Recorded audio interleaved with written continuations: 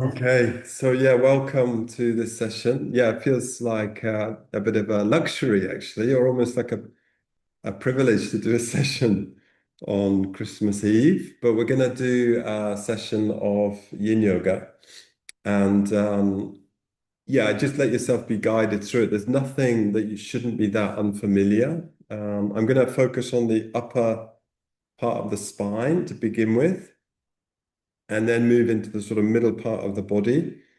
And then a bit into the lower back and hips towards the end. So we're going to move through sort of down the body in the course of the practice. It's going to be really useful to have a bolster or like a rolled blanket, a thick rolled blanket.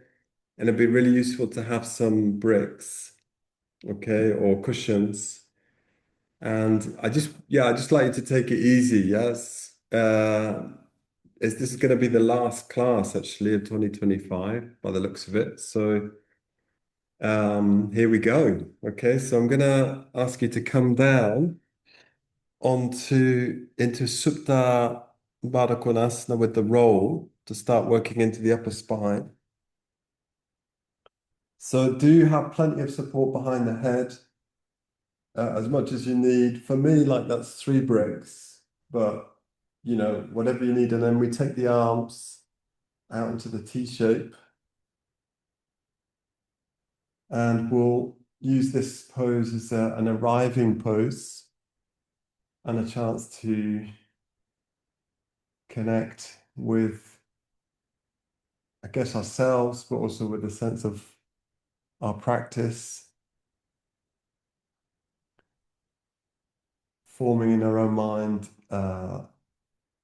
a sort of vision for this session for today. So it's going to be, I'm going to really try and make this like a pure yin practice. So that's going to be really slow. So with the yin practice, as we know, you're spending a few minutes in each pose. So we're not going to do that many poses in the hour. And it's just an opportunity to, it's almost like a meditation, I would say. It's like a meditation through the body, if you like. So we're not sitting in meditation, but we're moving through these poses. So I'd like you to take the opportunity to be still, take advantage of this opportunity to be still and to really listen in to the body.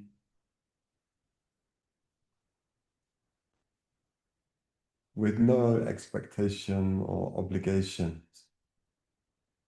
So I'd like you to, first of all, scan through the body and get a sense of how you are this evening or this moment in the day.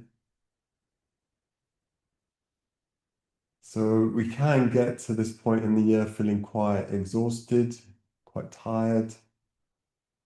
Just the rhythm of December can be like that.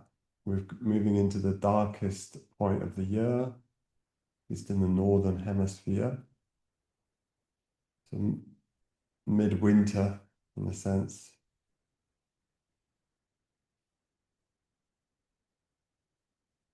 I'd like to, as it were, do an honest appraisal of how your body is right now. So noticing where it feels open, where it feels closed, noticing any tension or soreness, where it feels pleasant and released.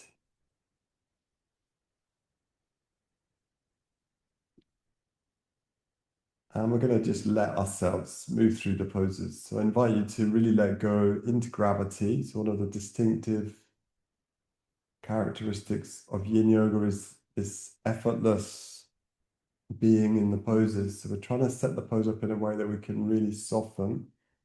So it's really not a strengthening practice. I always say this, it's not a strengthening practice. So I wouldn't rely on it unless you've got a really active other life outside of yoga. You're not going to get stronger doing yin yoga. It will create space. It will help reduce tension. It will probably strengthen your energy body in a sense. Often, ironically, resting can be recuperative and restoring. but it's not going to be physically strengthening your body, like muscularly speaking. Okay. So we're deliberately and as fully as we can disengaging the muscle body and letting the pose or the shape of the pose soak into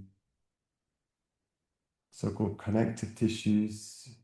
It's like down through the fascia, the ligaments, tendons. And try to let the breath be free as well around the poses. So with this setup, we've got the feet together possibly. So you can feel that gentle stretch across the groins. We've got the bolster across the tips of the shoulders, so you should feel an extension through the upper spine. And you can explore, if your neck feels like it's releasing, neck and shoulders, you can reduce the support around the back of the head and take the neck into a little bit more of an extension, but be really gentle with the neck. So finding your level. So with this pose, you can have the head lower than the chest if it feels comfortable on your body, particularly on the neck. So you can even rest the head on the floor. The lower the head, the more intense the extension through the upper spine, but working intelligently, sensitively. Feel free to adapt the poses as we move through. So I'm just going to take 1 minute here with the head lower. And it's a practice that you can do with the eyes closed and internalize as much as you can your attention, listening in to that kind of internal hum or vibration, physical energy, physical sensations.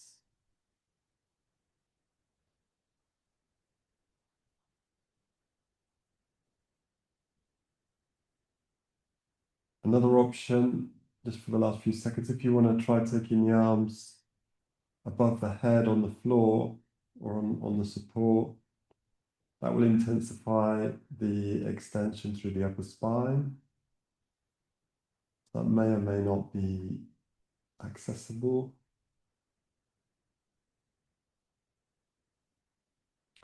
For the last 2 or 3 breaths. So to come out, I really don't want you to sit up, okay? So bring the soles of feet onto the floor and then slide carefully towards your feet, keeping the head low. Support the head on your roll and then take the support out of the way, coming into semi-supine. And I like to combine this pose with the lateral version. So we're going to turn onto one side. We're going to bring the bolster back in, or the roll. I'm going to go for a slightly deeper roll. So I'm going to prop up my bolster with a cushion, with a block. And then we need some sort of cushion for the head. So the idea is to bring the bolster just into the lower ribs. So you can touch your ribs there. So just above the line of the lower ribs.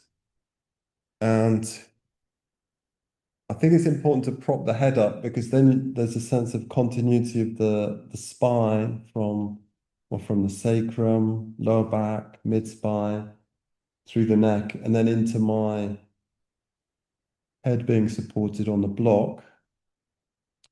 And then I'm going to bend up the lower arm, and you can reach out through the top arm, reach out and up to open the chest here. The legs are passive, they're just folded up, and then I'm dropping the upper forearm into the hand, the lower hand, if that makes sense, hopefully. You can play around a little bit with the setup. So you want to feel like you're stretching the lateral aspect of your body. So I can feel it down into the back of the pelvis. I can feel a stretch through there. It's an area that gets quite tight, lower back. and around the sacrum. So I can feel it gently pulling through that area. But I'm not making any effort here. So once I've set it up, see if you can release the head. So the head's being supported by the cushion or the block. And softening the hands.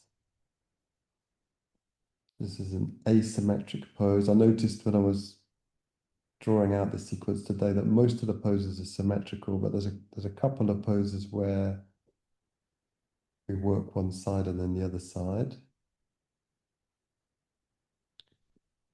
So that has some benefits of working asymmetrically. So it gives you a chance to really observe which side of your body's tighter. It will tend to highlight any differences between the two sides. Closing the eyes again. And softening your face. Looking for a sense of softness in the jaw and the eyes.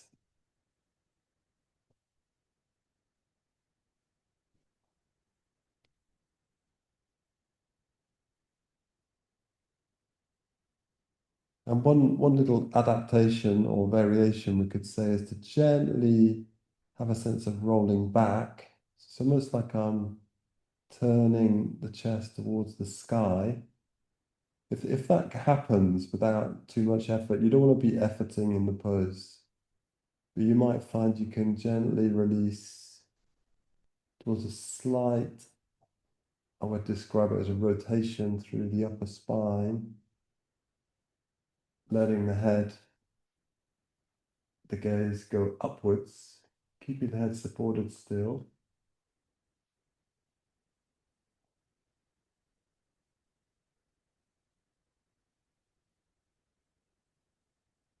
Really releasing, particularly the top arm from the shoulder, sense of traction through that top shoulder. Wow. And then releasing round carefully. So in your case, you don't really need to change anything. You just turn to your other side, but I'm gonna, just for the sake of facing the camera, I'm gonna actually move everything else. But all you need to do is turn around to the other side. I'm just gonna move myself just so I can be facing you guys.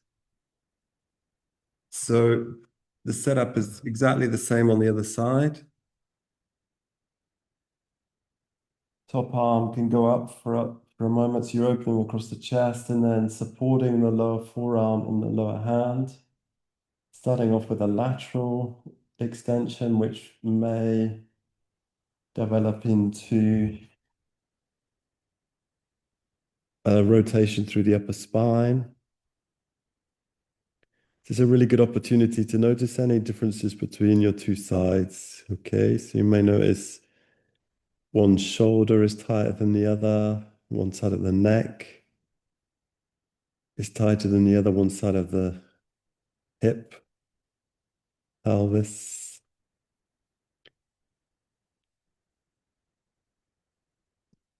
Often becoming aware of tension in the body can really help us to then start to be more creative with that tension, which can be painful.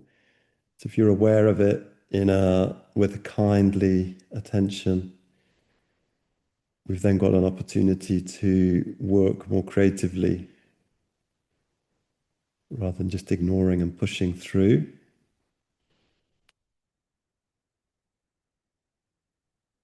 So we're gaining valuable knowledge through the practice about what's going on in the body and seeing how the body responds to the pose. It usually takes a minute or two for the pose to settle in.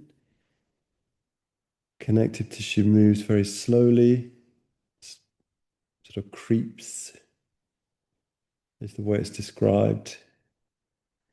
And it might be that your body allows you to introduce a little bit of rotation.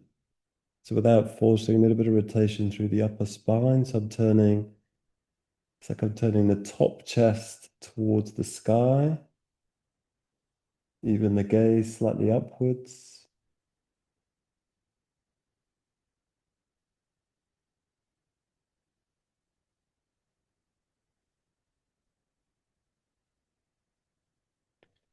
Relaxing, releasing the hands.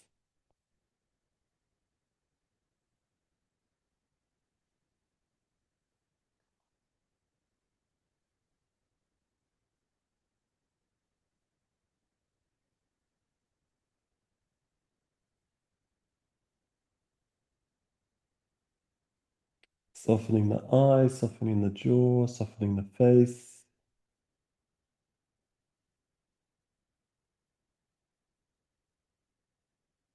A sense of almost like falling into the pose. You give yourself the gravity. And then very, very slowly. So, yeah, making any movements very gently. These are deep stretches. Carefully turn round. So I'm going to come round into all fours. I should have said that last time. Into all fours. Now I'm going to drop back onto my feet for a moment, coming into kneeling. So we'll just put this gear to the side for a moment. And this has become one of my favorite yin poses the last few weeks. So coming into all fours, separate your knees, and we're going to extend. I'm going to do it this way. So I'm going to take my left arm down. You could take your right arm down. So I'm resting my left shoulder onto the floor. Then I extend my right arm above the head, straight in line with the body. So it's like you're almost making a right angle between the right and the left arm. So my left arm is going to out to the right, and my right arm is just shooting along above the head. And I'm separating my knees and the hips sinking back behind. You might need to move your hips back. So you feel like there's a gentle traction through the shoulders. The head is resting on the floor.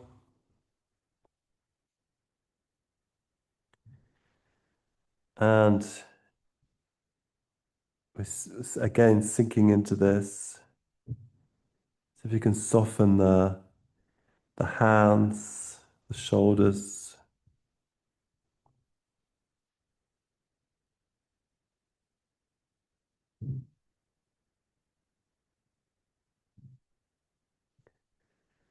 Relaxing the face.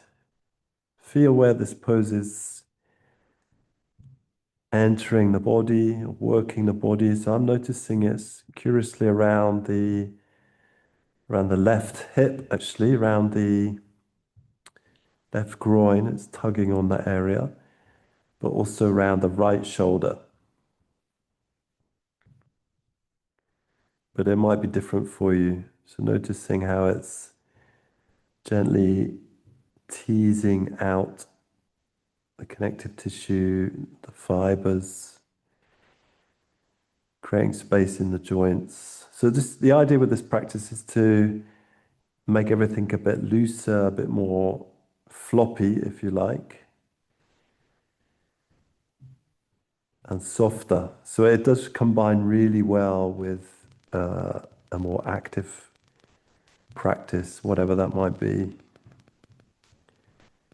So you can create a sense of strength, but also softness through this practice. So from here, we come to all fours, very slowly unwinding.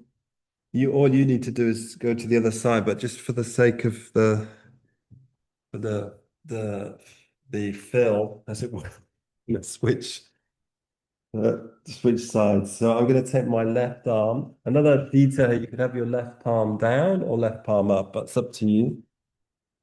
And my right arm is underneath now, and my left arm is above the head. I'm going to shift my hips back a little bit.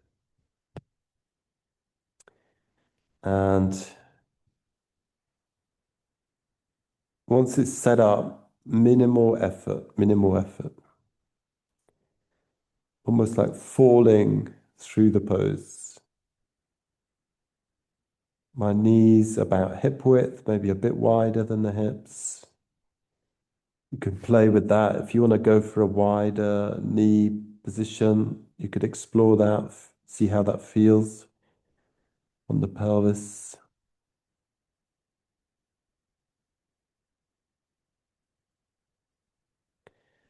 Softening the neck.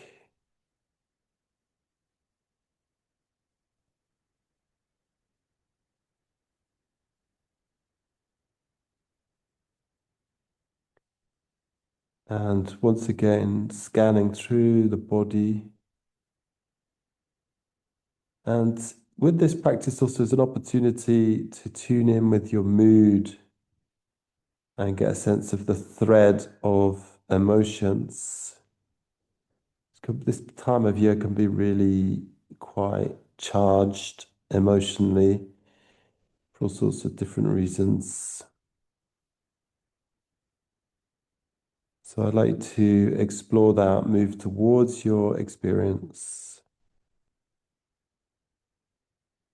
Give yourself permission.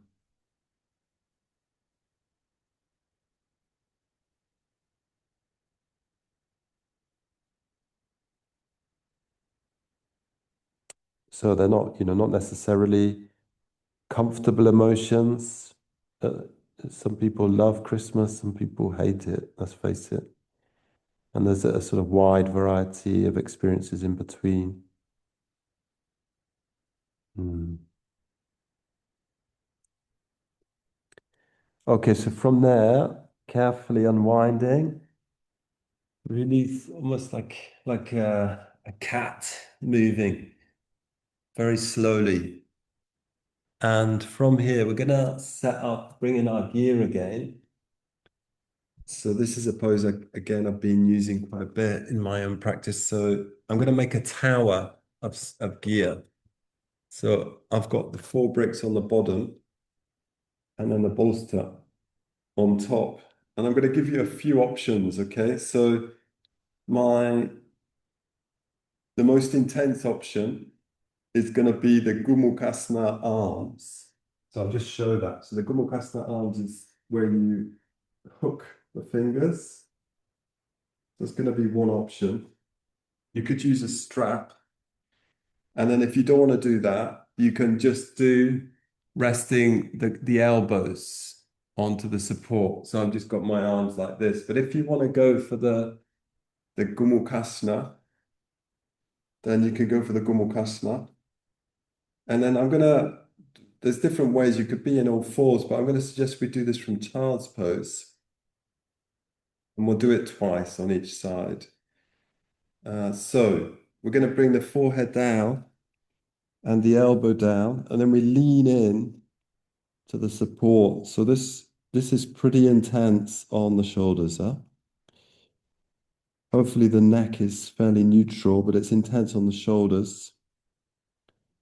So any tightness you've got going on there will, yeah, you'll be aware of it. It'll be there. So if that's too intense, just come out and go for resting the forearms. So the other option is this. So I'll just rest the arms onto the support. That's much gentler, okay? But if you can, or if you want, should we say, try the Gumukasana version. Breathing, letting your belly rest on the thighs, connecting with the breath,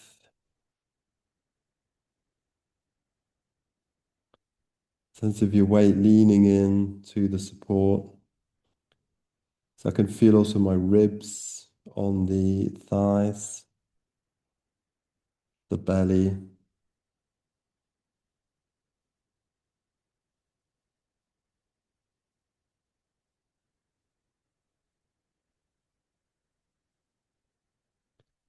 This is a powerful pose for the upper back and shoulders. Okay, let's come out. Inhale, coming up. We're going to switch sides. The same idea of placing the forehead and the elbow onto the top of the pile and breathe here. Again, if you want, feel free to just rest the elbows together onto the support.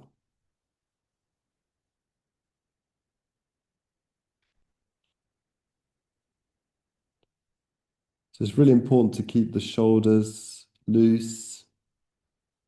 I mean, this is a pretty extreme posture, but if you can, doing whatever practices that can be helpful to keep the shoulders loose makes such a difference to your experience, having the shoulder and neck area freer.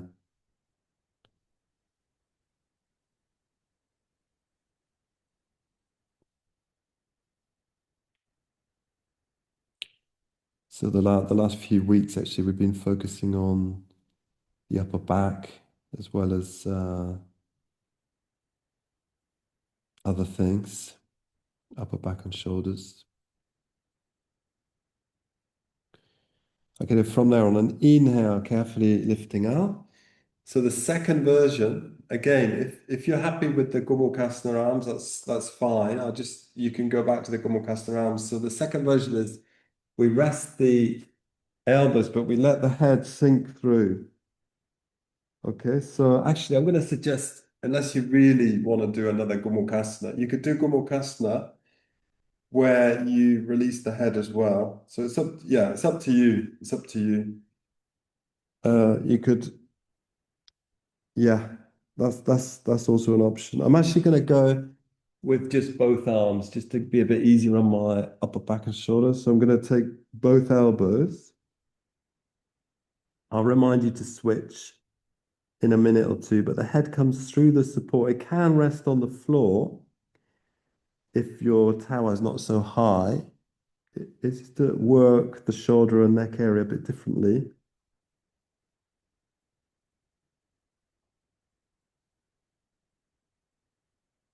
If that doesn't feel good on your neck, Fabio, shoulders, then adjust. Maybe bring the head up. Keep it more neutral, the neck more neutral.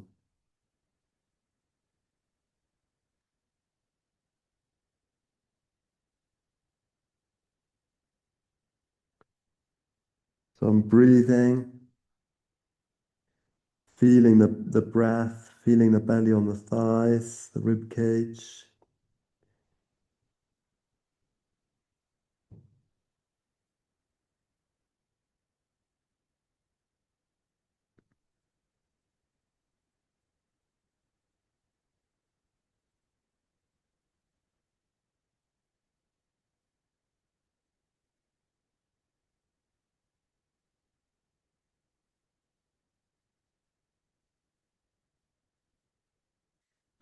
Okay, and then, yeah, sorry, if you haven't changed sides, you're doing Gomukhasana, please change sides now. So changing the arms around if you're doing one side and then the other side.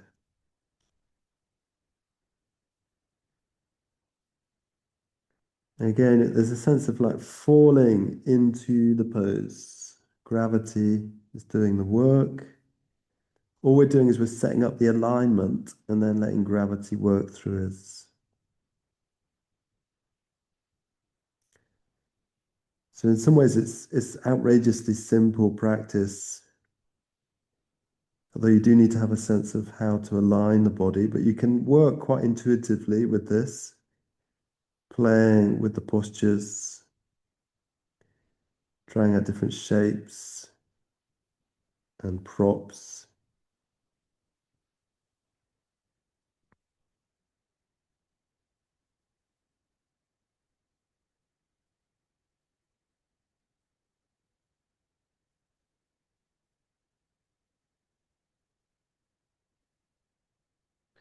Okay, so that's probably not very equal, but yeah, if you're doing Gomukhasana, yeah, very slowly now, coming up.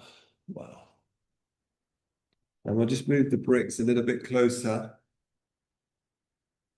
It's pretty full on because we're going to move down the body now. So we did this the other day.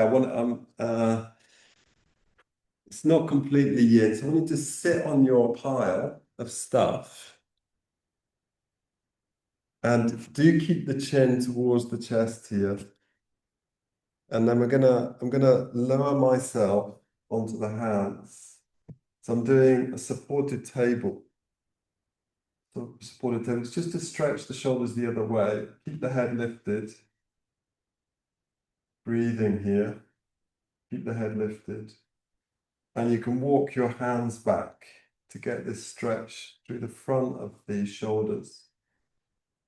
It's pretty intense. We're not going to do this for very long. It's just to give a stretch the other way, the other part of the shoulder, the front shoulder.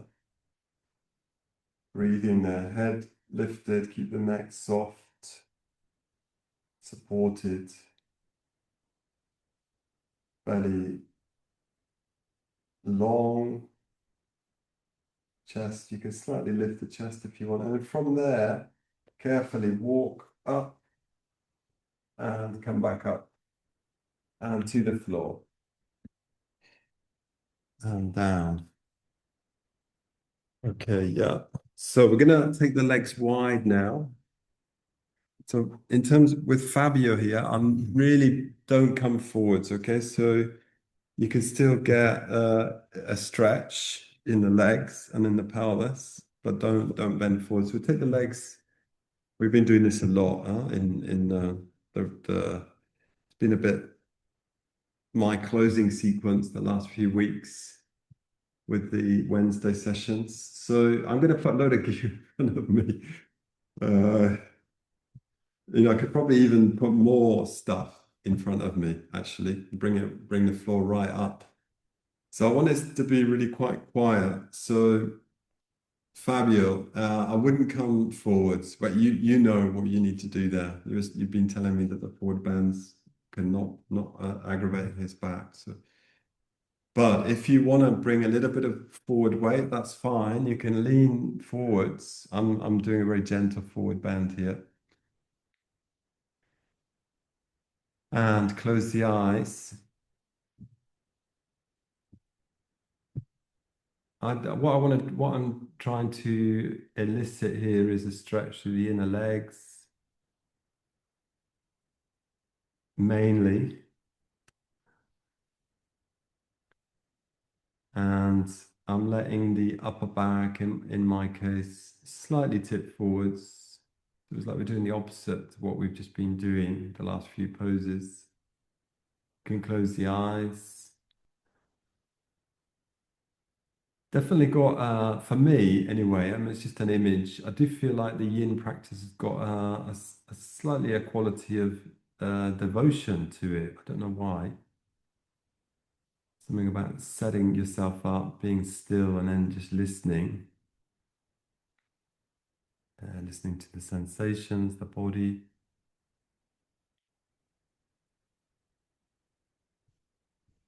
or maybe somewhat ritualistic feel to it. So do try and soften around the shoulders, the neck, which we've just been working really intensely the last few poses. And let your attention flow down into the legs. So I'm letting the legs be pretty much passive. I'm actually keeping my toes slightly orientated towards the sky, but you can also do the practice where you completely release the legs. That's fine as well.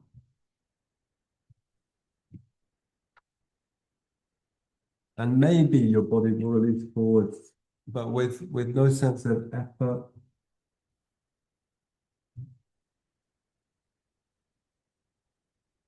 Or pulling forwards, let your body soften forwards.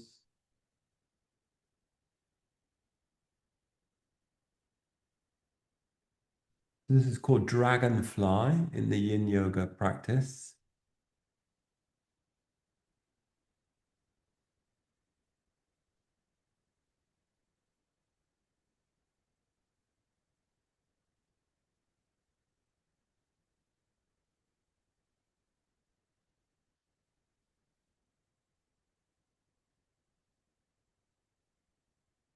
Connecting, staying connected with the breath.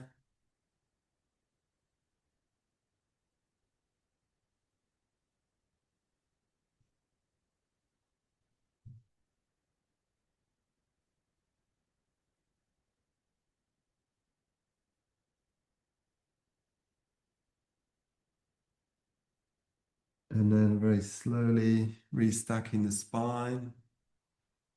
So again, Fabian, I don't suggest you come into this next pose. I'm just going to move this gear out of the way. So this is the pose which has got a lateral bending. So I'm going to bend, for example, the right leg in. So I'm keeping the thighs more or less evenly separated here. And then I'm going to turn. Actually, let's see how this feels for you, Fabio. So you turn towards the folded leg. So you do a rotation. That's the first part of the pose. And then we take the left arm, well, I'm turning to my right, so my left arm up, and then I'm going to pivot back towards the left leg. So I'm coming into a lateral bend. So be really sensitive to what's going on in this pose. So you can keep your top arm down, or you can take the top arm across and come into sometimes called Janu Shashasana, but it's more like a half dragonfly. It's like a variation of what we've just done. Really listening into the body. So there's always a bit of a question what to do with the top arm. I've seen some people do this where you bend up your lower arm, if your body allows it, prop up the head, and then the other hand comes onto the other side of the head. But that only works if you can make the connections between the hands and the head. If it doesn't work, you've got the arm floating, which is okay for a minute or so. But if it gets tiresome, then you could drop your arm back to its own hip. And it's a variation on the lateral extension, which we did at the beginning with the bolster, but it's more intensive. It's an intensification. Okay, and then releasing up the center, and then we're going to switch out to the other side. So again, my hip bones are facing forward evenly, my thighs separating evenly. I then turn to the folded leg. You might find there's a really noticeable difference between the two sides. The top arm goes up and, as it were, back to the side. Try and be really light. So there's no pulling, relying more on gravity. If you want to take your top arm up, you can explore that with the variations I was just talking about with the hands. I think you just be careful, huh, Fabio? I can see you're doing a little bit of lateral bending there, so just be really sensitive.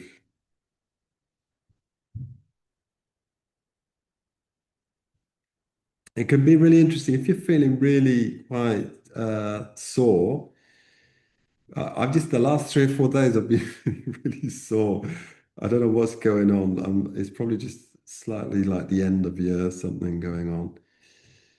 Is you can explore with backing off. So it can be quite interesting and quite challenging, especially if you're a person who likes to strive, but actually back off to 60 or even 70% of what you would normally do and just see if you can find a sweet spot in the pose. So it's almost like you're just making the shape, but you will get a benefit. You'll get an energetic benefit of releasing, of softening, even though you might be working well below what you might expect. So it requires a bit more sensitivity. Just try backing off from your maximum capacity and just see what that feels like to be slightly behind that line. You might find you create more sense of space, but also a sense of pleasure in the body. Okay, from there, carefully coming back up. And yeah, it would be helpful to have a roll handle. We're going to come down onto our front. So come onto your belly and release into the floor for a few moments. So we're going to do a couple of extensions of the spine, but I'd like you to really feel like your belly is down, you're more or less in a straight line. Your feet can be hip width or wider.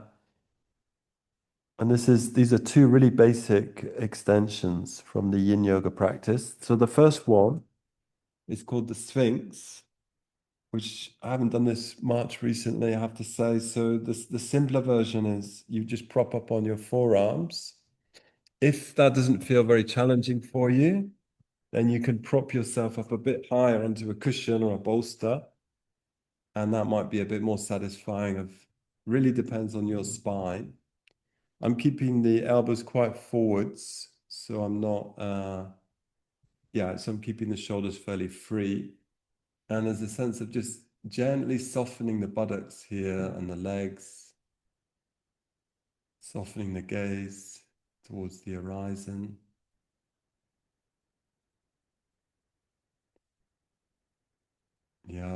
Be really sensitive with your lower back area because what we're doing now is we're compressing the posterior face of the spine and we're opening the anterior face.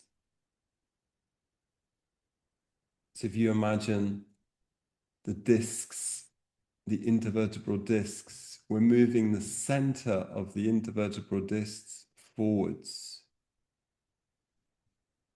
slightly. So sort of displacing them forwards towards the front of the body.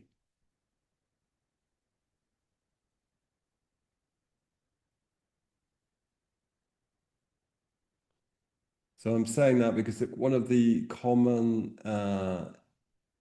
disc protrusion is quite complicated business. This is where the intervertebral discs start to come out and press on the soft tissues around.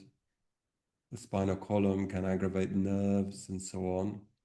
One of the more common directions that they go is back behind you. So actually this sort of pose helps to move the disc back in to its correct position. So it moves them forwards. Okay, let's release down. Listen in again to how that felt on the body. You have to work really gently with these poses. So listening in. So the second version, sometimes called the seal or like the walrus pose, because we're going to prop ourselves up on straight arms. So I suggest if you want a softer version here, keep the hands a long way forward. So you push up through the arms. There is a little bit of effort in the arms. You can even take the gaze up. It really depends on your spine. If you're really bendy, then you can bring your hands right back to the line of the hips. If you're feeling, if you just, you just have to find your levels. So you can come down and come back up a couple of times. If I'm just going to take it easy, so I'm keeping my hands way forwards. I'm getting this benefit of opening the chest, spinal extension, slightly take the gaze up. I'm not suggesting you spend 5 minutes here, just a minute or so. It's a powerful pose. See if you can soften the front of the pelvis, let the pubic bones sink.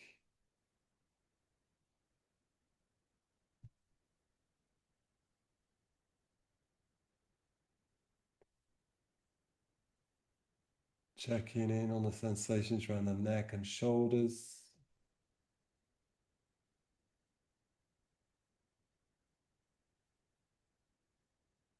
And release.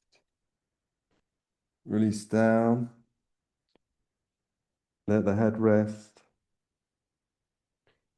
Okay, and then from there, coming up into all fours, and then we're gonna sit. Hang on. Yeah, let's see how we get on with this. What we're gonna do is put a load of gear behind us. Okay, so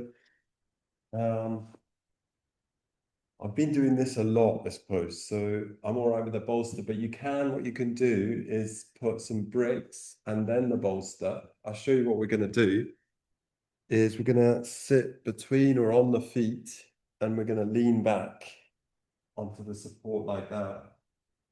Or if that's too intense, you could just rest back onto the hands to get the thigh stretch. So that the main stretch here is in the thighs and in the front of the front of the hip.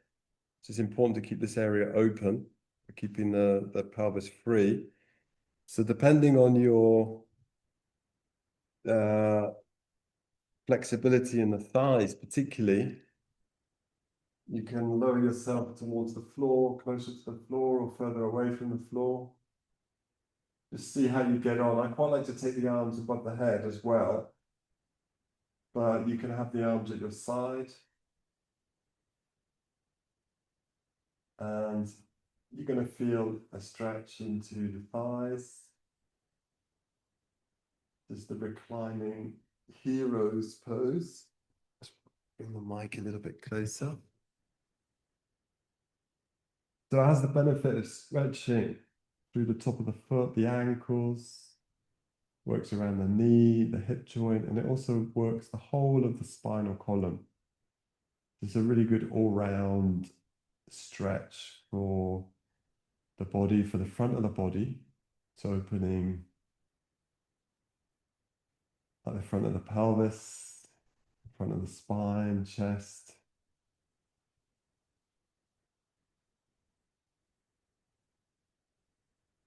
But if you're not doing it regularly, you'll find that you really meet a lot of intense sensation in the thighs. So you could always prop yourself up on your hands and just build it up very slowly over a period of sessions or period of weeks. So there was a period in my practice where I completely lost this pose, backed off it completely. It's just too intense. So I had to kind of very slowly come back into it gradually.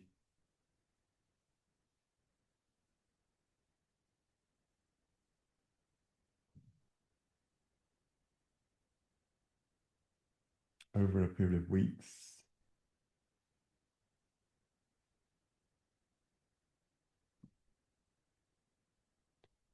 Secondly, you're releasing the neck and shoulders, face, relaxing, releasing, connecting with your breath. Your knees can drift apart, that's fine.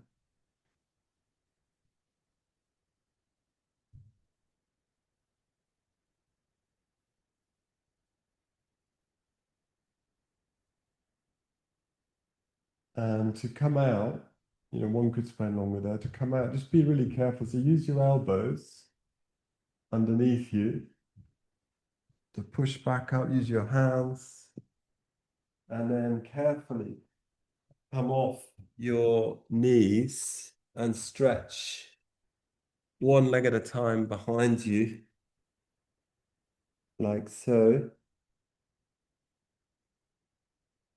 And once you've just lengthened out the backs of the knees a couple of times, we'll come into what I call the blue whale pose. So probably it's better to bring a softer piece underneath your hips and you rest down. And I think ideally you rest the head centered rather than turn the head. If you can, you rest your head centered for a few breaths. Or you could turn the head to one side and then turn it to the other side in a moment. Yeah, I find I can't get the head centered very comfortably. So I'm going to turn the head to one side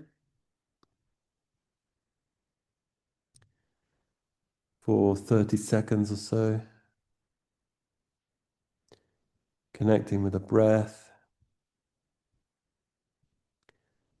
So I'm in prone with the hips lifted.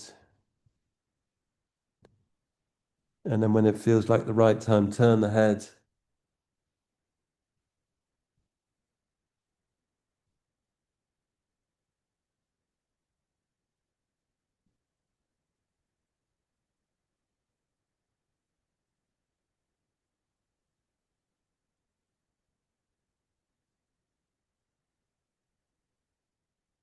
Okay. So we're going to come into the last couple of poses now. And so you're going to come round onto your back. Release completely. Practice. So I'm going to give you two options with the twists. Well, you could do both, or you could do one version twice. In fact, you could even have a third version. So let's do the first one. You're going to bring a cushion between the legs and then take the legs to one side. Just so I don't come off the camera. And then the gaze goes away to the opposite side. And we'll take like 5 or 10 breaths in each version. Okay, so we're not going to spend ages in each one. Letting your body relax into the floor.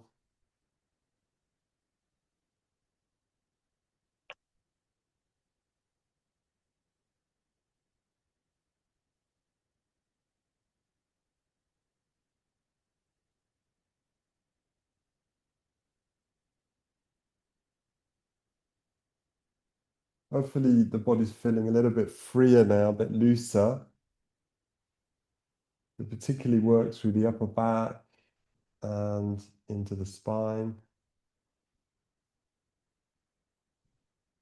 Okay, from there, so very slowly, if necessary, use your hands to shift yourself to the opposite side.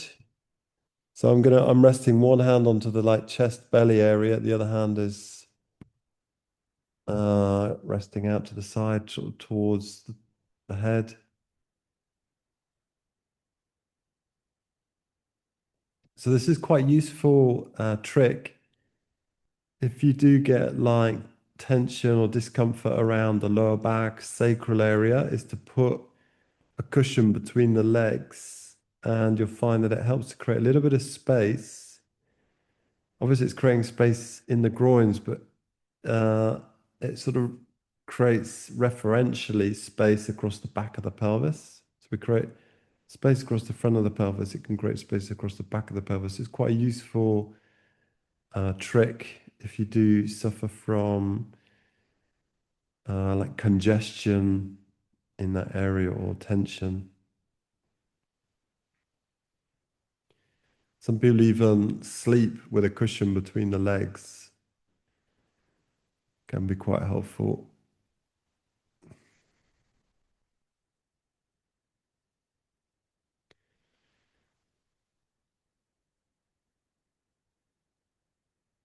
Connecting with the breath.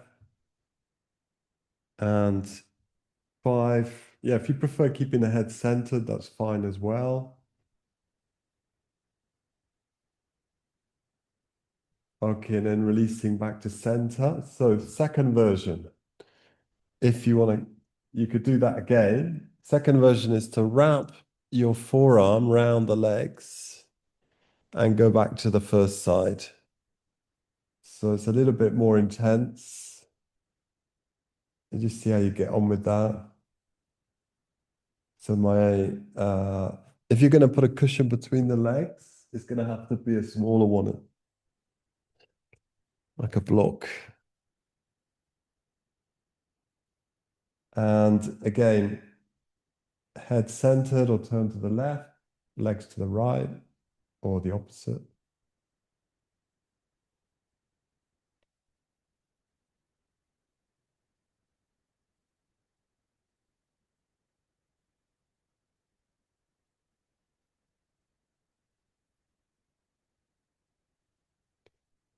Checking in on your neck and shoulders, releasing there.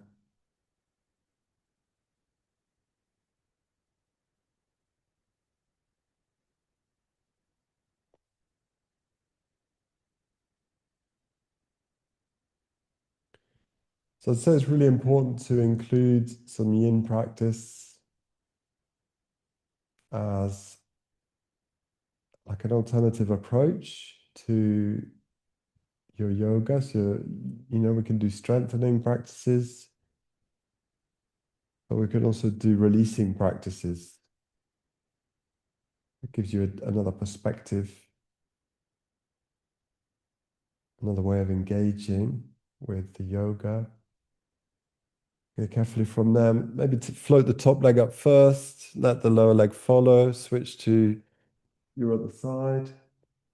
So if we can, we wrap the forearm underneath the legs, but only if that comes naturally. Otherwise, you could just take your forearm on top of the legs. That's also fine.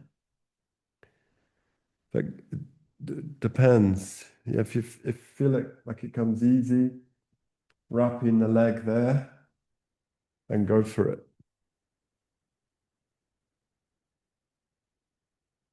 And it brings this way of working brings its own benefits. This is long, slow holds. It's one of the best ways to create space in the body.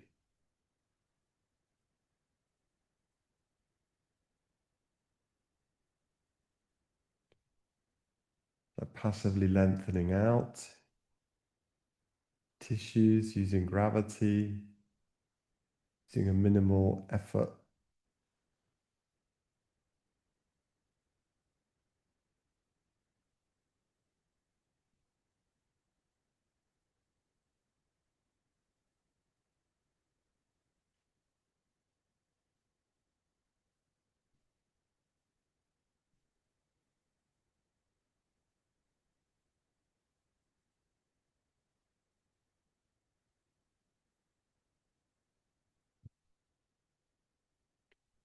And then again, release the top leg.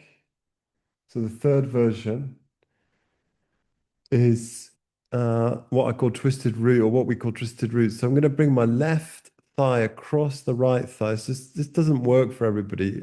I think it really depends a bit on proportion. But you're like interlacing your legs. It's a bit intense on the pelvis. I'm placing the hands around the back of the head, and then I'm floating the legs over to one side. And you can have the legs lengthened out, or you can have them more towards you. You can play with the angle there that the legs are placed.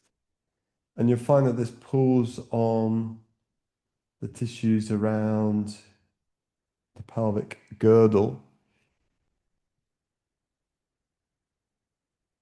So we've got several layers of connective tissue going through the pelvis, binding all the bones together and connecting muscles to bones as the tendons. You've got a lot of muscles and tendons moving through the pelvis. In a way, the pelvis is like our motor, it's like our engine. It's what moves us forwards and carries us.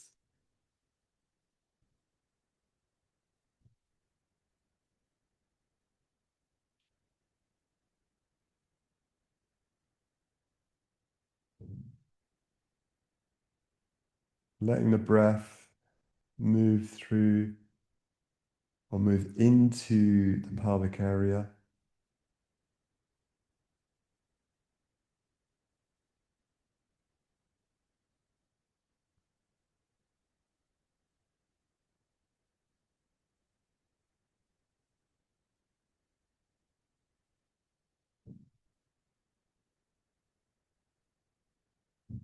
And then carefully unwinding. We're going to switch legs. So I'm now bringing my right leg on the left and go to the opposite side. I'm keeping my head fairly centered, but you're welcome to turn the head opposite to the legs.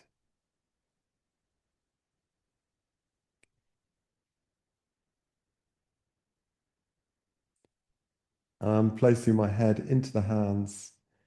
Elbows are going wide. You could also do this where you let the head on the floor, and like we did with the other versions, one hand onto the belly or the chest, one hand out to the side.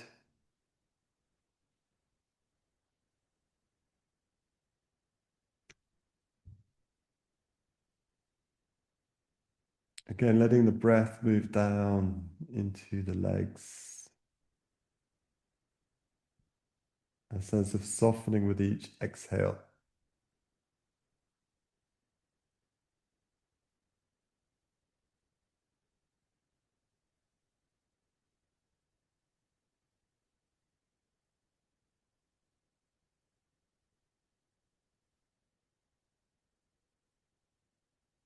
So it's called twisted root.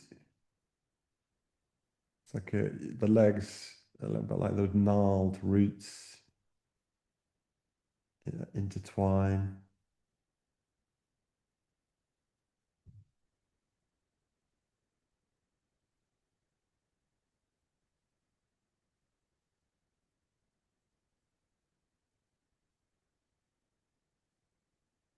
And then, yeah, I mean, I'm sure you could spend, if you're doing your own practice, just follow your intuition on the timings.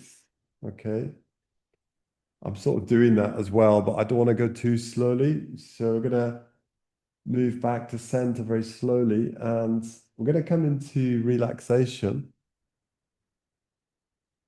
So one of the, yeah, obviously we're not getting very warm by active movement here. You sometimes can feel like you generate heat in this practice, which is interesting.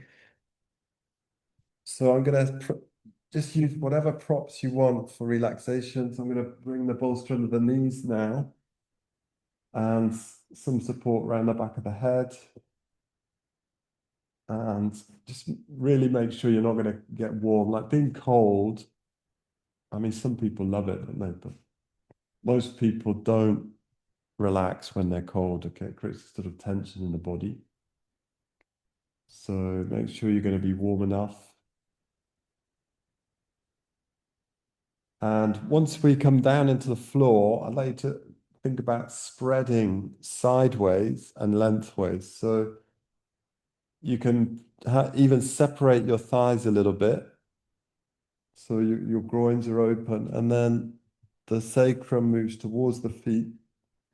So I'm separating my knees are not too close together. And then I'm going to embrace and separate the shoulder blades, like bringing the middle of the spine, thoracic spine down to the floor, and release the arms. And then it's up to you. You can bring the hands onto the body or to the sides. And then think about picking up the head and lengthening out the neck area. And feeling the floor now. Noticing the floor, the coolness or the warmth of the floor, hardness or softness. And letting your weight sink in, even though it might feel like the body just feel a bit lighter, having moved through that practice. We've ironed out a few knots, or unraveled a few knots in the body, hopefully. And completely releasing the legs, right leg, left leg, right foot, left foot.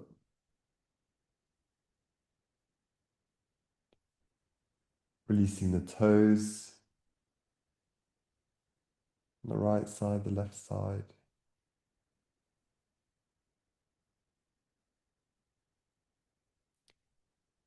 And taking awareness into the pelvis, groins, pelvic floor,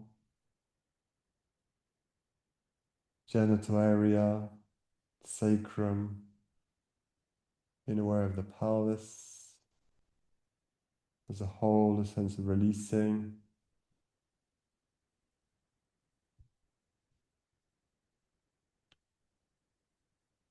Taking awareness into the area behind the navel,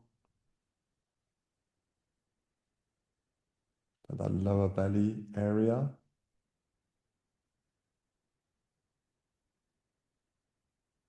Connecting with the sensations in these areas. And then into the area of the solar plexus, below the ribs.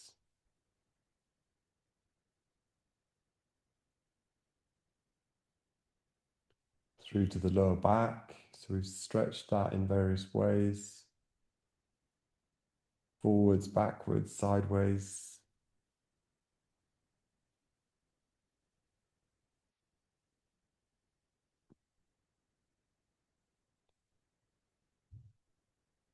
Taking your awareness now into the upper back, thoracic spine, around the shoulder blades. So we did a lot of work on this area to begin with. The first 4 or 5 poses are focusing on the upper back and shoulders. Feeling into that area across the collarbones, chest, sternum, left chest, right chest. And completely release the arms from the shoulder into the hands and release the fingers.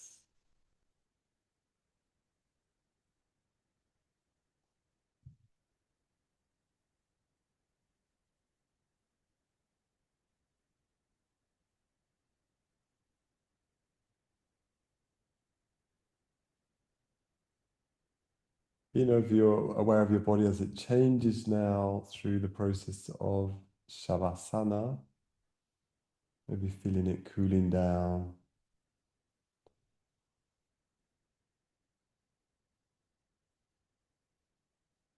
And then coming into or flowing off the shoulders into the neck,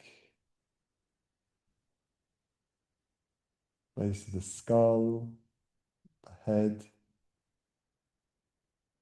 being aware of the sides of your head, the eyes, the ears, nose, jaw, the mouth.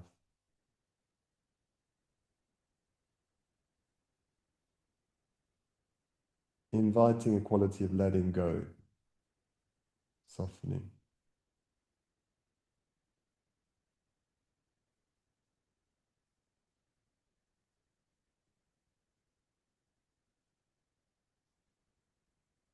I'm just going to keep quiet for a couple of minutes, staying connected with the sensations or like the hum or vibration of sensations in the body, maybe the breath.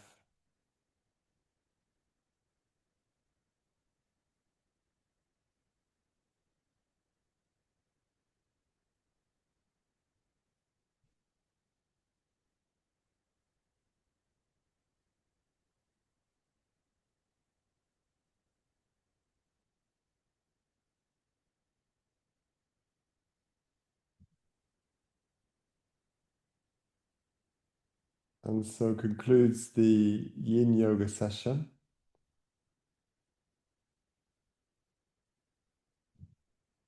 for this evening for 2025. It's going to be the last class for 2025.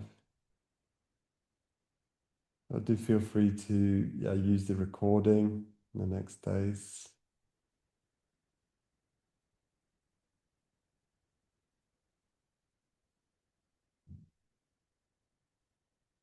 So I'm going to invite you to stay there a little bit longer, other than unless you want to move. When you do move the fingers and toes. Do turn onto one side before you sit up. Don't just sit up. Not really a good way to come up. And thank you very much. And all the best for the last few days. Take care.